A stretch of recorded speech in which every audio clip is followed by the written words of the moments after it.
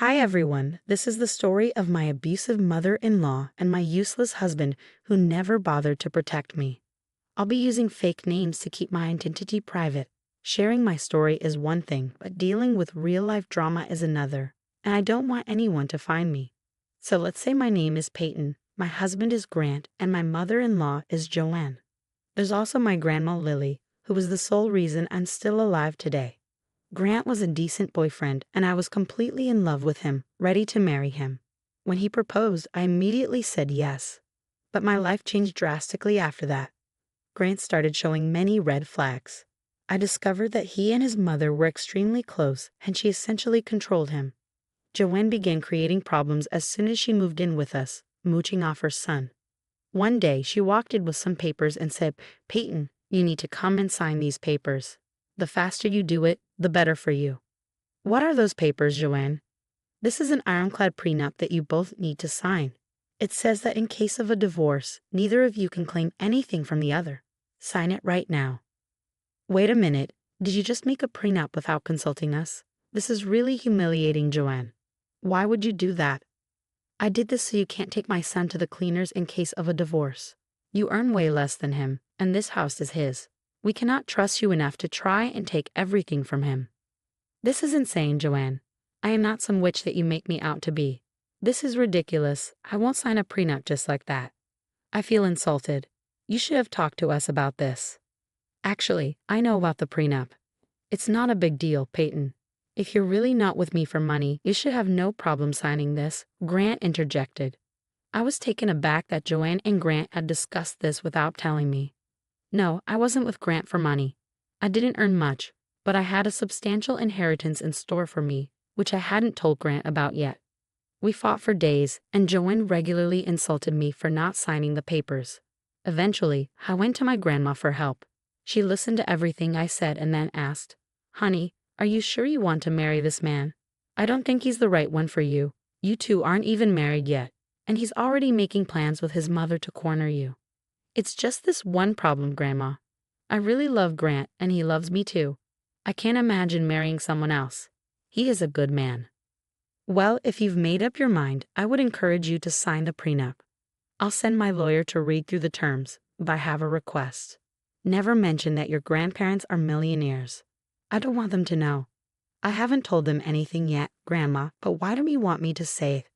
I understand things better than you, Peyton. You're seeing them with rose-tinted glasses. Your grandfather and I worked hard to build this fortune. I don't want anyone to take advantage of you and steal your money. Grandma, you don't have to worry about that. I won't tell them anything since you asked me not to. Besides, Grant is a good man, and he will never do that. If his mother becomes too much, I'm sure he'll protect his wife." I was wrong. Grant was a horrible man, and his mother was much worse than I knew. I gave in and signed the prenup, later realizing it was a wise decision. As soon as we got married, Joanne started to abuse me regularly. Even after signing the prenup, she verbally and sometimes physically abused me. I'm too ashamed to speak of most things she did, but I will mention one incident because it was the turning point in my marriage. One day, when I was home after work, Joanne stormed into my room with a smirk on her face. She handed me a big bag of clothes and demanded that I wash them. I didn't protest because I was used to this behavior. I knew that if I refused, she would tell Grant, and then the two would verbally abuse me. It was a routine, so I picked up the heavy bag, even though it was hard for me. As I was walking down the hall, Joanne tripped me, causing me to fall and hurt my ankle. I screamed in pain, but Joanne just laughed and walked away. After putting some ice on my ankle, I called Grant. "Grant, I fell and hurt my ankle. Your mother tripped me today. I've taken her abuse for a long time now. You need to do something. She's crossed the line." "Don't make up lies about Mom, Peyton. She would never do something like that. You just want her out of the house and don't want to do your chores. Stop lying and defaming my mom." "I'm not lying, Grant. Please believe me." "Don't waste my time, Peyton. Go back and do the chores my mom gave you. I don't want to hear another complaint from you." Grant hung up on me. He never stood up for me, always acting like I was in the wrong. I didn't say anything because I didn't want him to leave, but this time, I couldn't take it anymore. I just cracked. Secretly, I had been seeing a therapist with my grandma's help, but their abusive ways were becoming too much to handle. It was then that I knew I had to get out. Joanne even sent me nasty texts saying I deserved what she did and that Grant would never speak against her. I was furious and determined to seek revenge. Later, my grandma passed away. I was heartbroken but relieved she was no longer in pain. I stayed strong, thinking she had finally reunited with my granddad. Grant didn't help me at all during this time. He didn't even show up to the funeral, but he found out that I had inherited $250 million. Grant was shocked and started being extra nice to me. The next day, another surprise awaited me. Joanne was sitting at the foot of my bed, looking creepily sweet. "What are you doing here, Joanne? No one told me you were coming today. Why were you staring at me while I was sleeping?" "Oh, I came early to help you with the chores. I made you tea and it's right beside the bed. I know how much you love tea, so I ordered a special batch for you. You didn't answer why you were in my room while I was sleeping. It's creepy as hell. I was trying to massage your feet, Peyton. I know you hurt your ankle while carrying my laundry. Your feet must be sore, so I thought I could massage them for you. You literally tripped me that day, Joanne. How dare you show up and try to massage my feet? Don't you have any shame? Come on, don't be so dramatic. It was an honest mistake. I didn't know you'd fall or that the load was so heavy. I already massaged your foot to make up for it, didn't I? You think massaging my foot will make up for all the abuse? You're insane, Joanne. Get out of my room. I don't want to see your face right now. All right, I'll be in the kitchen making you breakfast. You don't have to worry about anything. I'll take care of it and make sure Grant has everything he needs. You take your time and freshen up." Joanne said that sweetly and left with a skip in her step. Her sudden change in attitude made my head spin. Even lying down, I felt like she had breached my privacy and was acting like a lunatic. Money can make people do crazy things, and Joanne was proof of that. Grant must have told her about my inheritance, prompting her visit and this sudden change of heart. But neither Grant nor Joanne knew that they wouldn't get their hands on my fortune. I had made sure of that. I got out of bed and dressed in my best clothes. It was my day of revenge, and I wanted to look my best. My therapy had been working well, and I finally had the confidence to stand up for myself. I went down to the kitchen with my bag, which held some important documents I needed to send out today. I guess you can tell what I was about to do. I found Grant and Joanne in the kitchen, looking very happy and whispering to each other. When they saw me, their smiles widened. Grant pulled out a chair for me while Joanne set about fixing me a plate. "Why did you make breakfast today? I could have done it myself. You didn't have to trouble yourself with it. Grant hates it when you do something in this house."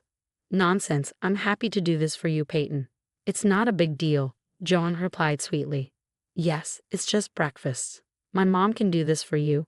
You don't have to worry about any kind of work from now on. Once we sell the house and buy a mansion, I'll look for a housekeeper. Until then, my mother can handle all the chores. I'll help her out too. You think buying my medicines is a waste of money, but suddenly hiring a housekeeper is cheap for you? And how do you plan to buy a mansion? Been robbing banks lately? Don't be ridiculous. We have plenty of money now. You just got a huge inheritance from your grandmother," Grant said. Yes, Grant is right. Finally, we are millionaires. We don't have to worry about money anymore. Your inheritance will last us a lifetime. We can do whatever we want now, Joanne chimed in. Yeah, I've been thinking about quitting my job. I was getting burnt out anyway. Maybe we can take a vacation and have some fun, Grant added. I started to laugh loudly at what they said. I couldn't believe my ears. It had only been a day since I received my inheritance, and these two were already making plans, thinking I would just hand over the money and let them do whatever they wanted. One day of fake good behavior was supposed to wash away years of abuse from my husband and mother-in-law. Joanne and Grant looked uncomfortable with my laughter, trying to avoid my gaze. Maybe their own plans sounded ridiculous even to them, as they held on to the hope that I would magically forgive them. After laughing for a few seconds, I said, "My God, it's been one day since I got my inheritance, and look how drastically you've changed your tunes. Money does make a difference, doesn't it?" "Let's not dwell on the past now," Joan replied. "We had no idea you had such good luck coming your way. We would have treated you better if we knew." "Yeah, you shouldn't hide things from your husband and in-laws, Peyton. That was very sneaky of you. Anyway, what should we do with so much money? I was thinking of a house and a Caribbean vacation." "Don't just say house," Joan interjected. "Say mansion or villa. We can even opt for a penthouse. That would suit our status better." We are millionaires after all. All my friends will be so jealous of me. I listened to their banter and then casually took out the documents I had been hiding in my folder. Joanne and Grant looked expectantly at me, as if I was giving them papers that said all the money was theirs. But they were in for a shock. Holding the papers, I said, I would like to correct you there, guys. We are not millionaires. I am a millionaire. The money is mine, and I got it as my inheritance. Yes, you did get the money, but we share everything. We are married after all. So you should be sharing your money with me, Grant said. Yes, and as your mother-in-law and only surviving family right now, you should share the money with me as well. We are family after all. You are my daughter as much as Grant is my son, Joanne added. It's ironic how I have suddenly become your daughter, Joanne. Until about yesterday, I was just the witch your son married. Anyway, you shouldn't get so carried away. We won't be family anymore, not that we were ever family. What do you mean, Peyton? I'm your mother-in-law, so I am family, Joanne insisted. How could you be my mother-in-law when I won't be married to your son anymore? If Grant loses his husband's title, you'll be less than nothing to me. What is the meaning of this, Peyton? Why won't I be your husband anymore? What is going on? Grant demanded. Well, I have filed for divorce. I did it the day after my grandma died. I won't be staying with you anymore, Grant. You're a terrible husband and don't deserve to be one, I said, throwing the divorce papers on the table. Grant and Joanne both read the papers to check if I was speaking the truth. When they finished, their eyes shot up in disbelief, and they exchanged worried glances. I guess they didn't think I was capable of filing for divorce. What is this, Peyton? Why have you filed for divorce? This doesn't make any sense, Grant stammered. Do you think I'm weak enough to be stuck in an abusive marriage for the rest of my life? Why are you surprised, Grant? I told you this was coming. I told you the very day Joanne tripped me. My God, why are you still stuck in the past? I have apologized for it, and it has happened already. I can't change that. You need to be a little forgiving. This is not a big enough problem to warrant a divorce. Mom has already made amends for that, Grant said. So Joanne, you confessed to tripping me, and all you do is tell me to get over it? Get this into your heads. I am divorcing you, and you won't get a cent of my inheritance. I can't believe I fell in love with such a vile man like you, Grant. I'm ashamed I tried my best to impress a monster like you, Joanne, but this abuse ends now. We are definitely getting a divorce, and we can do this the simple way or the difficult way. Suddenly, Grant and Joanne looked very pissed at me. They didn't like that I called them out on their behavior. They knew I was serious since I had already filed for divorce. It wasn't a threat to make them do what I wanted. It was a reality they had to face, especially since I now had a lot of money. What's the use of divorcing me, Peyton? You have more money than me because your inheritance is our marital asset. I'll get half of it anyway, Grant said. You might get half, but most of it will be spent on the lawyer. Did you forget about the prenup you and your mother forced me to sign? I'm sure my dear mother-in-law can remind you of it. She was adamant we sign it, I replied. It suddenly dawned on them that they had screwed themselves over. They had no idea I would become a millionaire. They wanted to protect themselves because they knew no sane woman would stay with them after their abuse. The prenup was a way for them to abuse people without consequences. But this time, they just played themselves. They dug their own graves. The prenup was a long time ago. I'll talk to a lawyer and find out what we can do. We won't let you walk away with all that money, Grant stammered. Yeah, you're doing this to threaten us. You can't do anything to us, Peyton. We will take your money and do what we please with it, Joanne added. So I take it that you will try and fight me in court? I asked. Oh, don't worry, Peyton. We will make this hard for you. You can't just decide on your own. I'll fight you in court. You can't get divorced without my signature. Remember that, Grant threatened. Really, Grant? So you will intentionally make the process difficult for me? Well, that's not an issue. I'm prepared for everything. I have some ammo of my own, I said. What do you mean, Peyton? Joanne asked. Joanne, remember how you confessed to tripping me and abusing me in texts? Well, I will use them to file a report to the cops. That would be fun, wouldn't it? I said. No, you won't do that. You can't do that to me. I'll delete all the texts. Joanne panicked. Don't worry, Joanne. I have all the texts saved and sent to some of my friends. Trust me, I'm perfectly capable of reporting you to the police. In fact, I can also show how Grant knew and didn't do anything to protect me. It'll be a downhill battle for you in divorce court, I said. Joanne and Grant immediately started to hound me with apologies. They forgot that I had the power to put Joanne in jail. They thought I had let go of the incident, but I was just biding my time, waiting for the right moment. Joanne and Grant were in deep trouble, unsure of what to do. I took the divorce papers with me and left the house. I would collect my things the next day. Grant and Joanne tried to stop me, saying, "Don't walk away from us, Peyton. Let's sit and have a conversation about it. We can deal with the situation like adults and not make any rash decisions." "Yeah, where will you go anyway?" "Let's talk about it," Grant added. "I'm moving into my grandmother's house. It has already been transferred to my name. I will be living there and waiting for Grant to decide on the divorce. I'm taking the papers with me so that you can't damage them and make me file again. As for my things, I've taken pictures of everything. Don't even think about damaging or getting rid of anything," I warned. Grant and Joanne went on trying to stop me, but I had already called a friend who was waiting for me outside. I got into her car and drove off. Grant and Joanne stood at the door, staring at us the whole time. After arriving at my new place, I contacted a moving company and booked them to bring my things from the house.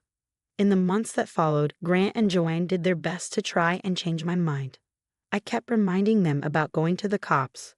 Grant did talk to a lawyer, who told him in no uncertain terms that the prenup was solid and he had no way out. After being threatened by me multiple times, Grant was forced to sign the divorce papers. He didn't want his mom in jail after all, and he knew I would never give him a chance again. Grant and Joanne are currently not talking to each other. Wondering why? Well, Grant did not take the divorce well and started to blame Joanne for causing problems between us. He was sure that Joanne was the reason he missed out on being a millionaire. After countless fights, he ended up kicking her out with nothing. Since Joanne lived off Grant's money, she was left homeless and without funds. Last I heard, Joanne was in a homeless women's shelter with no idea what to do with herself. I made sure to inform everyone about what horrible people Joanne and Grant are, so they have been isolated from others. No one really talks to them anymore. As for me, I'm enjoying my new life and casually watching the aftermath. I still live at my grandmother's place since it holds sentimental value to me. From my inheritance, I have donated some money to women's help centers and plan on doing more for them. The rest of the money has been invested and secured for my future family. I still work at my old job since I don't want to sit idle. Life is good so far, and I'm hopeful I will meet someone who deserves me.